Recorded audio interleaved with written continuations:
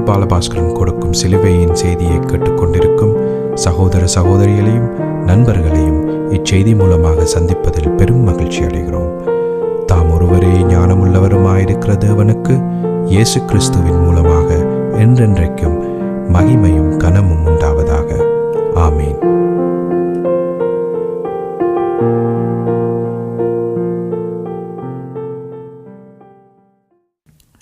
நான் போல் பாலபாஸ்கரன். நான் ஒரு இவாஞ்சலிஸ்ட். சிலுவையின் செய்தி என்ற இந்த நிகழ்ச்சியில் என் சகோதரர்கள், என் சகோதரிகள், என் நண்பர்கள் எல்லோரையும் நான் சந்திப்பதில் பெரும் மகிழ்ச்சி அடைகிறேன். இந்த அருமையான நேரத்தை கர்த்தர் எனக்கு ஒதுக்கி தந்தார். அதற்காக இன்றைக்கும் ஸ்தோத்திரம். அவருடைய வேத வார்த்தைகளை என் சகோதரர்களோடு பகிர்ந்து கொள்வது எனக்கு இன்னும் மிகுந்த சந்தோஷத்தை அளிக்கிறது என்பதை நீங்கள் அறிந்து கொள்ள வேண்டும். வேத வார்த்தைகள் ஜீவ வார்த்தைகளாக இருக்கிறபடியினாலும், ஜீவ வார்த்தைகள் ஜீவ அப்பமாக இருக்கிறபடியினாலும் அதை நாம் புசிக்க வேணும் என்று சொல்லி நம்முடைய ஆண்டவர் யோவான் 6ஆம் அதிகாரத்தில் தெளிவாக சொல்லியிருக்கிறார். அப்போ அவருடைய சரீரம் அதை நாம் புசிக்க வேணும் என்றும், அவருடைய இரத்தம் அதை நாம் பானம் பண்ண வேணும் என்றும், அவருடைய சரீரத்தை புசித்து அவருடைய இரத்தத்தை பானம் பண்ணும் பொழுது உங்களுக்கு நித்திய ஜீவன் கிடைக்கும் என்று சொல்லி அவர் எங்களுக்கு வாக்குத்தத்தமாக சொல்லியிருக்கிறார். அப்போ நித்திய ஜீவனை பெற்றுக்கொள்கிறதுக்கு ஆண்டவருடைய ஜீவ அப்பத்தை நாம் தொடர்ச்சியாக புசிக்க வேண்டும் என்பதை நாம் அறிந்து கொள்ள வேண்டும். அப்போ அதனுடைய அர்த்தம் என்ன? தொடர்ச்சியாக சிலுவையில் அறையப்பட்ட இயேசு கிறிஸ்துவை விசுவாசித்து அந்த விசுவாசத்தில் நிலைத்திருக்க வேண்டும் என்றே இங்கு சொல்லப்பட்டிருக்கிறது. இந்த சிலுவையின் செய்தியினுடைய நோக்கம் ரோமர் 6ஆம் 7ஆம் 8ஆம் அதிகாரம் ஆகிய 3 அதிகாரத்தை பிரசங்கிப்பதே இந்த சிலுவையின் செய்தியினுடைய நோக்கமாகும். தற்பொழுது நாங்கள் ரோமர் புஸ்தகத்தை நாங்கள் விவரமாக பார்த்து கொண்டிருக்கிறோம். அதை பற்றிய விவரங்களையும் அதை பற்றிய முக்கியத்துவத்தையும் அதனுடைய தாற்பயம் என்ன என்பதையும் நாங்கள் இப்பொழுது விவரமாக நாங்கள் பார்த்து கொண்டு வருகிறோம். ஏற்கனவே ரோமர் அதிகாரம் 1ஆவதில் இருந்து, ரோமர் புஸ்தகம் 1ஆம் அதிகாரத்தில் இருந்து 11ஆம் அதிகாரம் வரையும் நாங்கள் அதனுடைய முக்கியத்துவத்தை சுருக்கமாக பார்த்துள்ளோம். இப்பொழுது ரோமர் புஸ்தகத்தின் 12ஆம் அதிகாரத்தில் இருந்து 16ஆம் அதிகாரம் வரையும் அதில் சொல்லப்பட்ட முக்கியமான அம்சங்கள் என்ன என்பதை சுருக்கமாக நாங்கள் பார்ப்போம்.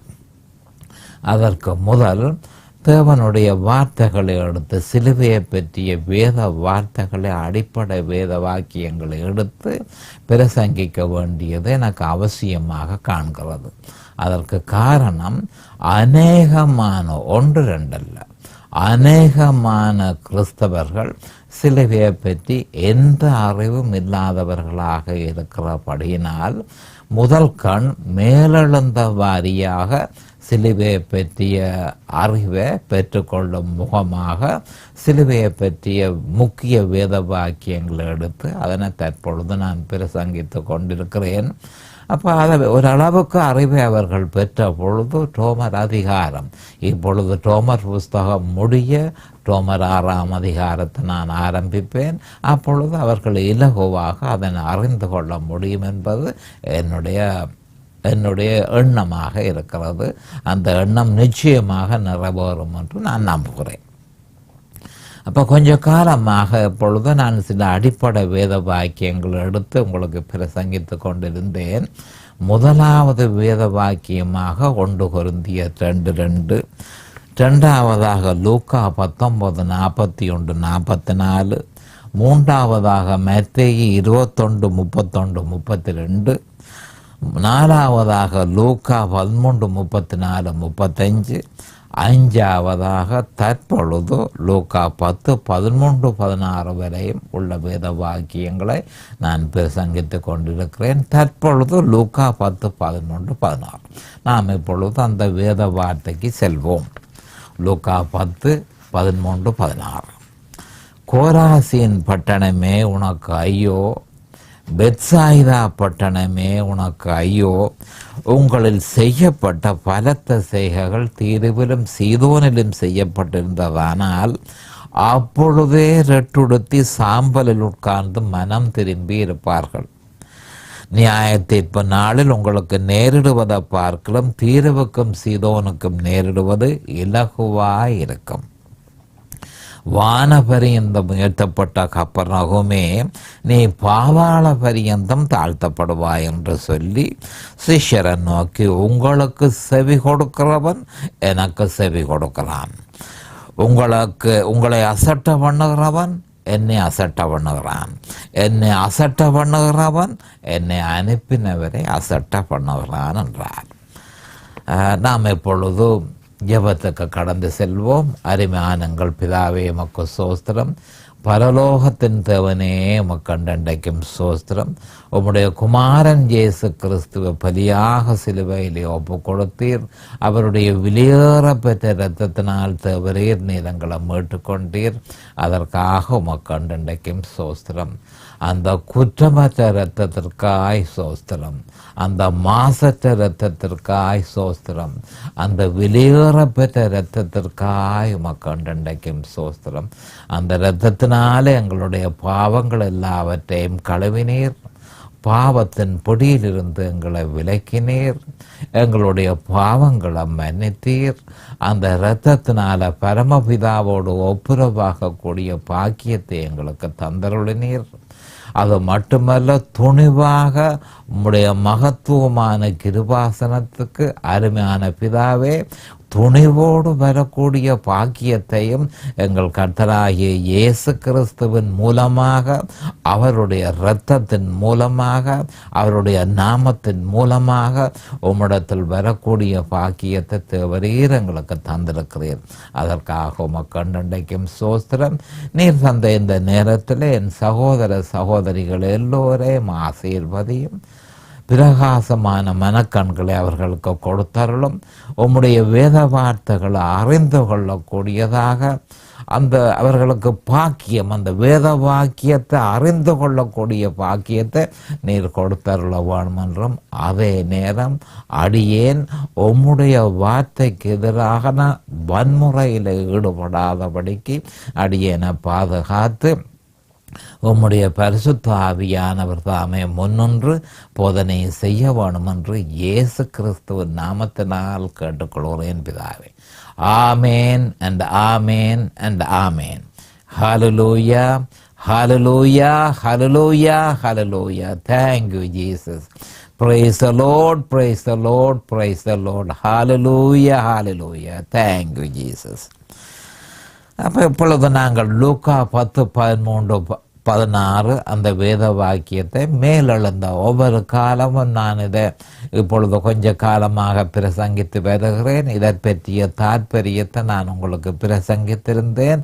ஆனபடியால் சுருக்கமாக நாங்கள் இதனை பார்த்துவிட்டு நேரடியாக ரோமர் 12ஆம் அதிகாரத்திலிருந்து 16ஆம் அதிகாரம் வரையும் இருக்கிற சில விஷயங்களை நாங்கள் சுருக்கமாக பார்ப்போம்.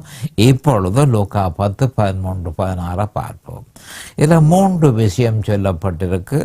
கோராசின் பட்டணமே, பெத்சாயிதா பட்டணமே, வானபரியந்தம் உயர்த்தப்பட்ட கப்பர்நகூமே. இந்த 3 இடத்திலும் நம்முடைய ஆண்டவர் பலத்த செய்கைகள், பலமான அற்புதங்கள், அதிசயங்கள் எல்லாவற்றையும் செய்தாலும் அந்த மனுஷர்கள், அந்த பட்டணங்களில் இருந்த மனுஷர்கள் அவரை விசுவாசிக்கவில்லை, அவரை அறிய முயற்சி செய்யவில்லை. ஏனோ தானோ என்ற மனப்பான்மையோடு அவர்கள் இருந்தார்கள். இதன் நிமித்தம் அவர்கள் மீது நீடிய பொறுமையாக இருந்து கடைசியில் அவர் தன்னுடைய பொறுமையை இழந்து, கோராசியின் பட்டணமே உனக்கு ஐயோ, பெத்சாயிதா பட்டணமே உனக்கு ஐயோ, வானமண்டலங்கள், வான பரியந்தம் உயர்த்தப்பட்ட கப்பர்நகூமே உனக்கு ஐயோ என்று சொல்லி ஆண்டவர் சொல்லியிருக்கிறார். நீ பாதாள பரியந்தம் தாழ்த்தப்படுக. மறுபடியும் நான் சொல்ல வேண்டியதாக இருக்கிறது. கோராசின் பட்டணமே உனக்கு ஐயோ, பெத்சாயிதா பட்டணமே உனக்கு ஐயோ, வான பரியந்தம் உயர்த்தப்பட்ட கபர்நகூமே நீ பாதாள பரியந்தம் தாழ்த்தப்படுவாய். அப்ப என்ன சொல்கிறார்? நரகத்துக்குள்ள நீ தள்ளப்படுவாய், இனி நரகத்துக்குள்ள நீ தள்ளப்படுவாய் என்று சொல்லி அவர் சபித்திருக்கிறத நாங்கள் இந்த வேத வாக்கியங்களில் காணக்கூடியதாக இருக்கிறது. இதற்கு காரணம் அவரை அறிய அவர்கள் மறுத்தார்கள். அவரை அறிய அவர்கள் மறுத்தார்கள். 4000 வருஷ காலமாக ஸ்திரியின் வித்தாக நான் வருவேன் என்று சொல்லி ஆதியாகமம் 3:15 அவர் தெரிவித்து, அதற்கு பின்பு தொடர்ச்சியாக ஏசையா 7:14 மூலமும் ஏசையா 53 மூலமாகவும் சங்கீதம் 22 சங்கீதத்தின் மூலமாகவும் நான் வருவேன், எனக்கு என்ன நடக்கும், நான் என்ன செய்வேன் என்றெல்லாம் அவர் சொல்லி இருந்தும் அவர்களோ அவரை அறியாமல் இருந்தார்கள். அப்ப அவரை யாரென்று அறிய அவர்கள் மறுத்தார்கள். அவர் அவர்களுக்காக என்ன செய்ய போகிறார் என்பதை அறிய அவர்கள் மறுத்தார்கள். இதுதான் தற்போதுள்ள கிறிஸ்தவர்களுடைய பிரச்சனை. யார் இந்த இயேசு கிறிஸ்து? இந்த இயேசு கிறிஸ்து எனக்கு சிலுவையில் செய்தது என்ன? இதனை அறியாமல் அநேகமான கிறிஸ்தவர்கள் இருக்கிறார்கள். அப்போ முந்தின இஸ்ரவேலியர்கள் மாதிரி தற்போதைய கிறிஸ்தவர்களும் இருக்கிறபடியால் நாம் மிகவும் அவதானமாக இருக்க வேண்டியதாக இருக்கிறது. ஏன்? அவர்களுக்கு கொடுத்த அதே சாபம் தற்போதைய கிறிஸ்தவர்களுக்கும் வந்துருமோ என்று சொல்லி நான் பயப்படுகிறேன். அடுத்து அவர் என்ன சொல்லி இருக்கிறார் என்று சொன்னால், அசட்டை பண்ணுகிறவர்கள் உங்களுக்கு சிஷ்யரை நோக்கி, தன்னுடைய ஊழியத்தை செய்கிற சிஷ்யரை நோக்கி அவர் என்ன சொன்னார் என்று சொன்னால், உங்களுக்கு செவி கொடுக்கிறவன் எனக்கு செவி கொடுக்கிறான், உங்களை அசட்டை பண்ணுகிறவன் என்னை அசட்டை பண்ணுகிறான், என்னை அசட்டை பண்ணுகிறவன் என்னை அனுப்பினவரை அசட்டை பண்ணுகிறான். இதனுடைய தண்டனை மகா பயங்கரமான தண்டனையை இஸ்ரவேலியர்கள் சந்திக்க வேண்டி வரும். அதே மாதிரி நாமும் கிறிஸ்தவர்களாகிய நாம் மிகவும் கவனமாயிருந்து அவருடைய ஊழியக்காரர்கள் மூலம் வருகிற அவருடைய வார்த்தையை அசட்ட பண்ணாதபடிக்கு நாங்கள் மிகவும் எச்சரிக்கையாக இருக்க வேண்டும் என்பது இந்த லூக்கா 10:13-16 தெளிவாக சொல்லப்பட்டிருக்கிறது என்பதை நாம் அறிந்து கொள்ள வேண்டும். எப்படி இருக்க, நாங்கள் அந்த முக்கியமான ஒரு வேத வாக்கியத்தை நான் உங்களுக்கு சொல்லியிருந்தேன். ரோமர் 12:16 நடைமுறை கிறிஸ்தவத்தை நடைமுறைப்படுத்துகிறதற்கு முதல் பிராக்டிக்கல் கிறிஸ்டியானிட்டியை நடைமுறைப்படுத்துகிறதற்கு முதல் ஒரு கிறிஸ்தவன் என்ன செய்ய வேணும்? ரோமர் 6ஆம் அதிகாரத்தை அவன் தெளிவாக அறிந்து அதனை புரிந்து அதனை விசுவாசித்து அவன் இப்பொழுது நடைமுறை கிறிஸ்தவத்துக்குள்ளே அவன் நுழையும் பொழுது முதல் அவன் செய்ய வேண்டியது என்ன என்பதை ரோமர் 12:1-2 நம்முடைய பவுல் அப்போஸ்தலர் தெளிவாக பரிசுத்த ஆவியினால் ஏவப்பட்டு இந்த 12:1-2 உள்ள வசனத்தை தந்திருக்கிறார். கவனமாக கேட்டுக்கொள்ளுங்கள். அப்படி இருக்க சகோதரரே, நீங்கள் உங்கள் சரீரங்களை பரிசுத்தமும் தேவனுக்கு பிரியமுமான ஜீவ பலியாக ஒப்பு கொடுக்க வேண்டும் என்று தேவனுடைய இரக்கங்களை முன்னிட்டு உங்களை வேண்டிக் கொள்கிறேன். இதுவே நீங்கள் செய்யத்தக்க புத்தி உள்ள ஆராதனை. அப்போ என்ன சொல்லப்பட்டிருக்கு? உங்கள் சரீரங்களை பரிசுத்தமும் தேவனுக்கு பிரியமுமான ஜீவ பலியாக நீங்கள் ஒப்பு கொடுக்க வேணும் என்று தெளிவாக சொல்லப்பட்டிருக்கு. அப்போ நீங்கள் எந்த அலுவல்களையும் நீங்கள் செய்வதற்கு முதல் நீங்கள் அல்ல அதை செய்வது என்பதை நீங்கள் அறிந்து கொள்ள வேண்டும். ஏனென்று சொன்னால் கலாத்தியர் 2:20 படி நீங்கள் சிலுவையில் பவுல் அப்போஸ்தலர் சொல்றார், கிறிஸ்துவுடனே கூட சிலுவையில் அறையப்பட்டேன், ஆயினும் பிழைத்திருக்கிறேன், இனி நான் அல்ல, கிறிஸ்துவே என்னில் பிழைத்திருக்கிறார். அப்போ இதை கவனமாக பார்த்து கொள்ளணும். இனி நான் இல்லை, கிறிஸ்துவே என்னில் பிழைத்திருக்கிறார். அப்போ கிறிஸ்து என்னில் பிழைத்திருக்கும் பொழுது நான் செயல்பட முயற்சி செய்யக்கூடாது. அப்படி முயற்சி செய்தால் மாம்சத்தில் நாம் நம்முடைய அலுவல்களை செய்வதாக முடிந்து போம். மாம்சம் தேவனுக்கு, மாம்சத்தில் செயல்படுகிறவன் தேவனை பிரியப்படுத்த மாட்டான் என்று சொல்லி ரோமர் 8:8 சொல்லப்பட்டிருக்கிறது, நீங்கள் அறிவீர்கள். ஆனபடியால் இனி நாம் இல்லை, கிறிஸ்துவுடனே கூட சிலுவையில் அறையப்பட்டேன், ஆயினும் பிழைத்திருக்கிறேன். நான் மரித்திருக்கிறேன், நான் பிழைத்திருக்கிறேன். இனி நான் அல்ல, கிறிஸ்துவே என்னில் பிழைத்திருக்கிறார். அப்போ ஆண்டவர் தெளிவாக சொல்லப்பட்டிருக்கிறது, நீ கிறிஸ்துவோட சிலுவையிலே அறையப்பட்டு மரித்திருக்கிறாய், அவரோட உயிர் தெழுந்திருக்கிறாய்.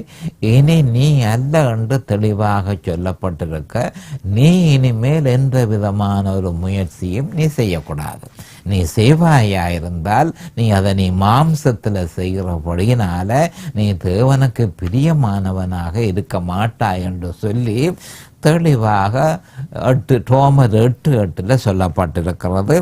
ஆனபடியால் தான் நீங்கள் பவுல் அப்போஸ்தலர் சொல்லியிருக்கார், நீங்கள் கொஞ்சம் புத்தியாய் நடந்து கொள்ளுங்கள். நீங்கள் ஒரு அலுவலையும் செய்யாதபடிக்கு உங்கள் மூலமாக பரிசுத்த ஆவியானவர் எல்லா அலுவலையும் செய்கிறதற்கு ஏதுவாக நீங்கள் உங்களுடைய சரீரங்களை பரிசுத்தமும் தேவனுக்கு பிரியமுமான ஜீவ பலியாக ஒப்பு கொடுங்கள் என்று சொல்லி அந்த 12:1 சொல்லியிருக்கிறார். இதை பற்றி கடந்த செய்தியில் நான் உங்களுக்கு தெளிவாக விளங்கப்படுத்தி இருக்கிறேன்.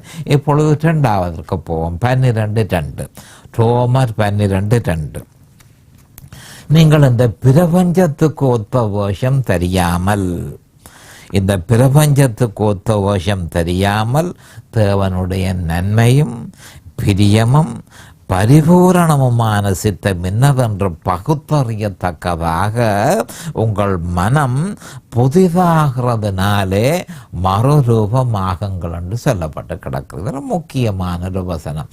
இந்த 12:1 நீங்கள் ரொம்ப அவதானமாக இருக்க வேணும். 12:1 ஜீவ பலியாக நாம் நம்மை ஒப்பு கொடுக்க வேணும். முதலாவது செய்ய வேண்டியது அதுதான். 2வதாக அவர் சொல்லியிருக்கிறத கவனமாக கேளுங்கள்.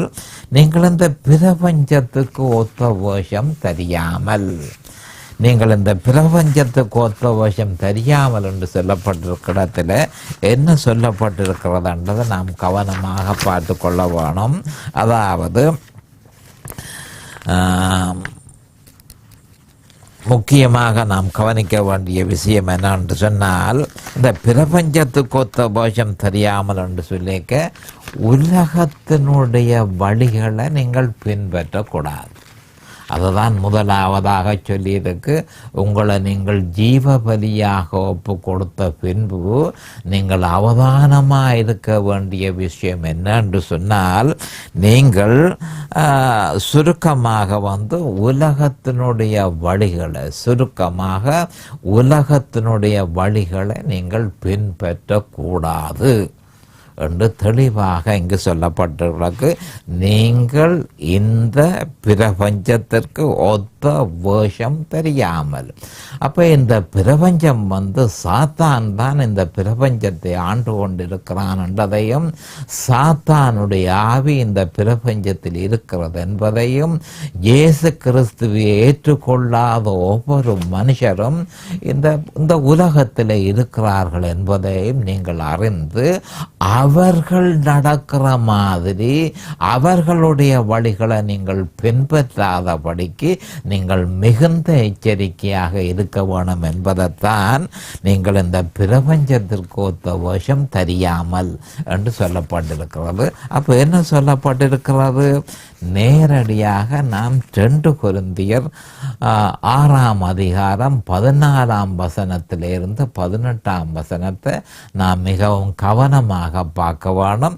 இந்த பிரபஞ்சத்திற்கு ஒத்த வேஷம் தெரியாமல் இருக்கிறதற்கு நாம் என்ன செய்ய வேணும் என்று பரிசுத்த ஆவியானவர் பவுல் அப்போஸ்தலர் மூலம் 2 கொரிந்தியர் 6ஆம் அதிகாரம் 14ஆம் வசனத்தில் இருந்து 18ஆம் வசனம் வரை தெளிவாக சொல்லியிருக்கிறார். துரதிர்ஷ்டவசமாக கிறிஸ்தவர்களுக்கு பிரியமில்லாத இந்த வசனங்கள், எந்த இடத்திலும் நான் எத்தனையோ தரம் இந்த வசனத்தை போற இடமெல்லாம் நான் பிரசங்கித்திருந்தும் ஜனங்கள் இந்த வசனத்தை அவ்வளவாக ரிசீவ் பண்ணுகிறது இல்லை.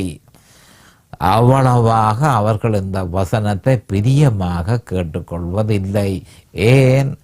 உலகத்தோடு இந்த பிரபஞ்சத்தோடு தொடர்பு வச்சிருக்க அவர்கள் விருப்பமாக இருக்கிறபடியினால், அதற்கு இது ஒரு தடையாக இருக்கிறபடியினால் அவர்கள் இதற்கு செவி கொடுப்பதில்லை. அவர்கள் செவி கொடுத்தார்களோ இல்லையோ, ஒவ்வொரு இடத்திலும் நான் அதை பிரசங்கித்து வந்தேன். இப்பொழுது உங்களுக்கும் பிரசங்கிக்க வேண்டியது என்னுடைய கட்டாயமாக இருக்கிறது. அந்நிய நுகத்திலே 14ஆம் வசனம், 2 கொரிந்தியர் 6:14-18. அந்நிய நுகத்திலே, கவனமாக கேட்டுக்கொள்ளுங்கள், அந்நிய நுகத்திலே அவ்விசுவாசிகளுடன் பிணைக்கப்படாதிருப்பீர்களாக. அவ்விசுவாசிகள், இயேசு கிறிஸ்துவை ஏற்றுக்கொள்ளாத எல்லா மனுஷர்களும் அவ்விசுவாசிகள் என்று சொல்லப்பட்டு கிடக்கு. அவர்களுடைய கழுத்தில் ஒரு நுகம் இருக்கென்று நீங்கள் அறிந்து கொள்ள வேணும். ஆண்டவர் சொல்லியிருக்கிறார், என் நுகத்தை ஏற்றுக்கொண்டு என்று சொல்லியிருக்கிறார். அப்போ ஆண்டவற்ற நுகம் சிலுவை. அதே மாதிரி சாத்தானும் என்ன மாதிரி என்று சொன்னால், அவ்விசுவாசிகளுடைய கழுத்தில் ஒரு நுகத்தை போட்டிருக்கிறான் என்பதை ஒவ்வொருத்தரும் தெளிவாக அறிய வேண்டும். அது அந்நிய நுகம். அது அந்நிய நுகமாக இருக்கிறபடியினால் நீங்கள் அந்த நுகத்தோட பிணைக்கப்படாதிருப்பீர்களாக. அப்ப என்ன சொல்லப்படுகிறது? இந்த பூமியில 2 ஐக்கியம்தான் இருக்கிறது என்பதை நாம் அறிந்து கொள்ள வேண்டும். அதாவது மனுஷன் இந்த 2க்குள்ளேயும் தான் இருக்கலாம் என்பதையும் ஒவ்வொரு கிறிஸ்தவர்களும் அறிய வேண்டும். ஒருவன் 2மே ஆகவும் இருக்க இயலாது என்பதையும் அறிந்து கொள்ள வேண்டும். மறுபடியும் நான் சொல்ல போகிறேன், இந்த பூமியில 2 ஐக்கியம் உண்டு என்பதை நாம் அறிந்து கொள்ள வேண்டும். அப்ப எல்லா மனுஷனும் ஏதாவது ஒன்றோடு தான் ஐக்கியமாக இருக்க முடியும். மற்றது அடுத்தது, ஒருவன் 2ல ஐக்கியமாக இருக்க முடியாது என்பதையும் நாம் அறிந்து கொள்ள வேணும். அப்படி என்றால் நான் சொல்வதென்ன? ஒருவன் உலகத்தோடு ஐக்கியமாக இருந்து கொண்டு நம்முடைய ஆண்டவராகிய இயேசு கிறிஸ்துவோடும் ஐக்கியமாக இருக்க இயலாது. அப்போ உலகத்தோடு ஐக்கியம் இருந்தால் நம்முடைய ஆண்டவரோட ஐக்கியம் இல்லை. ஆண்டவரோட ஐக்கியம் இருந்தால் உலகத்தோடு ஐக்கியம் இல்லை. இதனை தெளிவாக கிறிஸ்தவர்கள் புரிந்து கொள்ள வேண்டும். அடுத்தவர் கேட்கிறது, நீதிக்கும் அநீதிக்கும் சம்பந்தம் ஏது? நீதி நம்முடைய ஆண்டவர் சிலுவையில செய்து முடித்த மகா உன்னதமான நீதி. அந்த நீதியையே நாங்கள் தரித்து கொண்டு திரிகிறோம். அந்த நீதியையே நாங்கள் சுமந்து கொண்டு திரிகிறோம். நாங்கள் இயேசு கிறிஸ்துவை ஏற்ற பொழுது பரமபிதா அந்த நீதியை எங்கள் மேலே சுமத்தி இருக்கிறார். எங்கள் தோள் மேலே அவர் சுமத்தி இருக்கிறார். அவருக்கு முன்பாக நாங்கள் அந்த நீதியோடு நடக்க வேண்டியவர்களாக இருக்கிறோம். அதை விருப்பம் இல்லாமல், அதை அறிய விருப்பம் இல்லாமல் அநீதியிலே இருக்கிறது. சாத்தான் அவனுடைய நோக்கம் அந்த நீதியை ஏற்றுக்கொள்ள விருப்பம் இல்லாமல் தன்னுடைய நீதி ஏதோ இருக்கிற மாதிரி அந்த நீதியை தன்னுடைய ஜனங்களுக்கு, அவ்விசுவாசிகளுக்கு அவர்களுடைய முதுகின் மேல சுமத்துகிறான். அது மட்டுமல்ல, அவர்களுடைய கழுத்தின் மேலும் தன்னுடைய நுகத்தை அவன் போட்டிருக்கிறான். அப்போ ஆண்டவர் பரிசுத்த ஆவியானவர் கேட்கிறது, நீதிக்கும் அநீதிக்கும் சம்பந்தம் ஏது? ஒளிக்கும் இருளுக்கும் ஐக்கியமேது? இயேசு கிறிஸ்து ஒளியாயிருக்கிறார், சாத்தான் இருளாயிருக்கிறான். அப்போ ஒளிக்கும் இருளுக்கும் என்ன ஐக்கியம், என்ன சம்பந்தம் என்று சொல்லி பரிசுத்த ஆவியானவர் பவுல் அப்போஸ்தலர் மூலம் கேட்கிறார். அப்போ இதில் இந்த 12:2 நீங்கள் நீங்கள் இந்த பிரபஞ்சத்துக்கு ஒத்த வேஷம் தெரியாமல், அப்போ இந்த பிரபஞ்சம் மாதிரி இந்த உலகம் மாதிரி நீங்கள் இருக்காதபடிக்கு நீங்கள் எச்சரிக்கையாக இருக்க வேணும். உலகத்தை நீங்கள் வேணுமென்று உலகத்திலே அன்பு செலுத்துவீர்களாக இருந்தால் கர்த்தர் உங்களோடு இருக்க மாட்டார் என்பதை நிச்சயமாக அறியுங்கள். அடுத்த ஆண்டவர் சொல்லியிருக்கிறார், பரிசுத்த ஆவியானவர் 2 கொரிந்தியர் 6:15 கிறிஸ்துவுக்கும் பேலியாளுக்கும் இசைவேது. பேலியாள்ன்றது சாத்தான். அப்போ கிறிஸ்துவுக்கும் சாத்தானுக்கும் இடையில என்ன தொடர்பு இருக்குது? அவ்விசுவாசியுடனே விசுவாசிக்கு பங்கேது. அப்ப ரட்சிப்பை நான் பெற்றுக்கொண்டேன் என்று சொல்லி எந்த ஒரு கிறிஸ்தவன் தன்னும் உரிமை பாராட்டுவானாய் இருந்தால் அவன் உடனடியாக உலகத்தை விட்டு அவன் பிரிந்திருக்க வேணும்.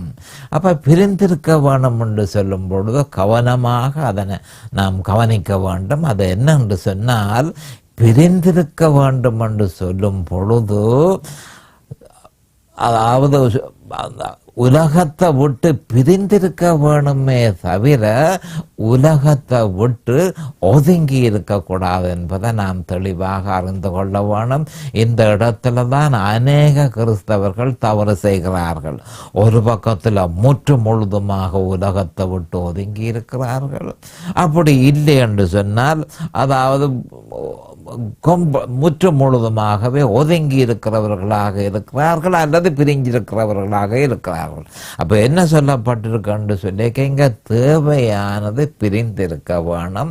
ஆனா அந்த பிரிந்திருக்கும் பொழுது அது ஐசோலேஷன் என்று சொல்லும் பொழுது ஒதுங்கி இருக்கிறதாக இருக்கக்கூடாது. அதைத்தான் நாம் கவனத்துக்கு, பிரிந்திருக்க வேணும், ஒதுங்கி இருக்கக்கூடாது. பிரிந்திருக்க வேணும், ஒதுங்கி இருக்கக்கூடாது. கவனமாக இருக்க வேணும். கிறிஸ்தவர்கள் இந்த இடத்துல அவர்கள் தவறு செய்து விடுவார்கள். அப்படியா இருந்தால் எப்போ பிரிந்திருக்க வேணும், எப்பொழுது ஒதுங்கி இருக்க வேணும் என்று சொல்லி ஒரு கிறிஸ்தவனுக்கு தெரிய வேணும். அப்போ அவ்விசுவாசியுடனே விசுவாசிக்கு பங்கு ஏது?